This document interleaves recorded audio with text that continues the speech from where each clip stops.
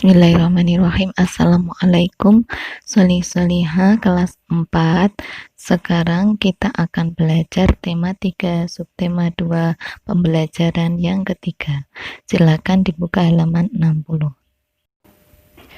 Hak dan kewajiban harus dilaksanakan dengan seimbang. Begitu pula jika kita memiliki hewan peliharaan. Coba sekarang kalian baca bacaan perlakukan hewan dengan baik. Nah, di situ Hadi dibelikan kelinci oleh ibu. Nah, awalnya Hadi merawat kelinci tersebut dengan telaten. Namun, lama-kelamaan Hadi lupa memperhatikan makanan dan kebersihan kandang kelincinya, sehingga kelincinya terlihat kurus dan kotor dan akhirnya mati. Nah, dari bacaan tersebut, kalau kalian sudah membaca, nah kita akan membahas nomor 1 sampai 5. Yang pertama, apa jenis hewan peliharaan Hadi? Nah, tentunya hewannya kelinci. Nomor 2, siapa yang memberi hewan peliharaan itu? Yang memberi hewan peliharaan itu adalah ibunya. Yang ketiga, apakah Hadi sudah melaksanakan kewajiban merawat hewan peliharaan dengan baik? Tadinya sudah di awal-awal sudah baik, tapi lama-kelamaan Hadi tidak melaksanakan kewajiban merawat hewan peliharaan dengan baik. Kemudian yang keempat, apa akibat perilaku Hadi? Nah, akibat dari perilaku Hadi yaitu kelincinya tidak terurus, terlihat kurus dan kotor, lalu mati.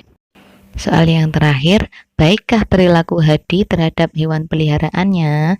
Nah, tentunya tidak baik karena Hadi tidak melaksanakan kewajiban merawat hewan peliharaannya dengan baik, tidak memberi makan, kemudian tidak memperhatikan kebersihan kandangnya. Nah, sehingga kelincinya mati. Jika kita memiliki hewan peliharaan, maka kita memiliki kewajiban untuk bertanggung jawab atas hewan yang dipelihara agar bisa bertahan hidup dengan baik. Memelihara hewan peliharaan memiliki banyak manfaat, antara lain menghilangkan rasa jenuh atau stres.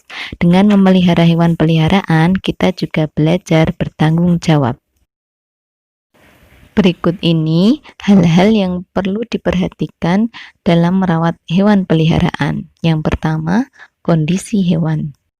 Pastikan hewan tersebut dalam keadaan sehat. Perhatikan umur hewan saat membeli. Belilah yang sudah tidak menyusui induknya. Kemudian yang kedua, pemberian makanan. Untuk pemberian makanan, jadwalkan dengan teratur, misalnya pada pagi, siang, dan sore hari. Yang ketiga, pembuatan kandang. Buatkan hewan peliharaan kandang yang nyaman agar tumbuh dengan baik. Kemudian yang kelima, perawatan.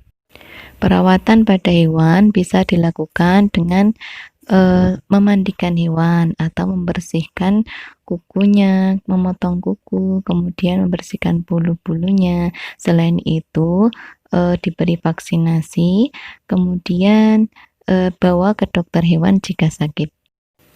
Yang terakhir, memperlakukan hewan dengan kasih sayang. Setiap hewan memerlukan perlakuan yang baik dari manusia. Kita tidak boleh memperlakukan hewan dengan semena-mena. Misalnya, kucing akan senang bila kita belai. Nah, sekarang kalian buka halaman 64 dan 65.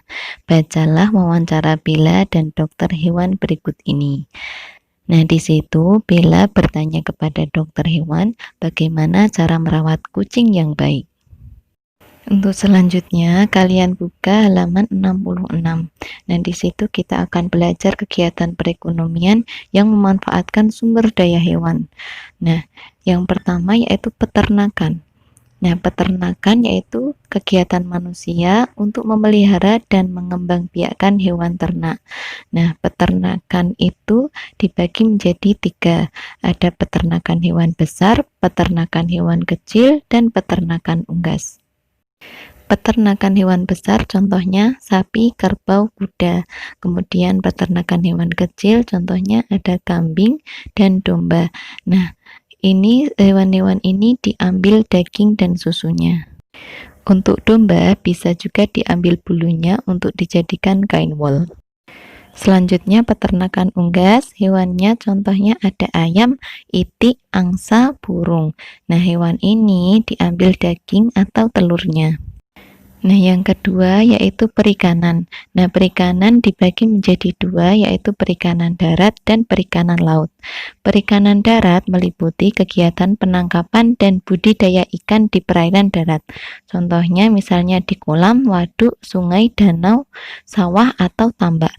Jenis-jenis ikannya ada mujair, nila, gurami, dan ikan mas. Kemudian yang kedua perikanan laut, yaitu meliputi kegiatan penangkapan dan budidaya makhluk hidup laut. Misalnya ikan kembung, ikan kerapu, ikan kakap, kerang, lobster, dan cumi-cumi. Budidaya makhluk laut dilakukan melalui pembenihan. Benih-benih tersebut dibesarkan pada jaring terapung di laut. Nah, selain dimanfaatkan dalam kegiatan ekonomi, sumber daya alam hewan juga menjadi ciri identitas suatu daerah. Misalnya, Pulau Sumatera terkenal akan gajah dan harimaunya. Jawa bagian barat terkenal badak bercula satunya. Kemudian Jawa bagian timur terkenal dengan bantengnya. Kalimantan terkenal dengan orang utannya. Sulawesi terkenal dengan anoanya. Papua terkenal dengan burung cendrawasihnya, dan Nusa Tenggara terkenal dengan komodonya. Nah, mungkin cukup sekian dari Ustazah. Untuk tugasnya ada 3 soal. Yang pertama, sebutkan hal-hal yang perlu diperhatikan dalam merawat hewan peliharaan. Yang kedua, dari wawancara halaman 6465, bagaimana cara merawat kucing yang baik. Yang ketiga, jelaskan perbedaan perikanan darat dan perikanan laut, serta sebutkan pula jenis ikan yang dibudidayakan. Sekian dari Ustazah. Semoga Anda semua selalu diberikan kemudahan dan kelancaran dalam belajar di rumah. Jangan lupa membantu orang tua dan jangan tinggalkan sholat wajib dan sholat sunnahnya. Wassalamualaikum warahmatullahi wabarakatuh.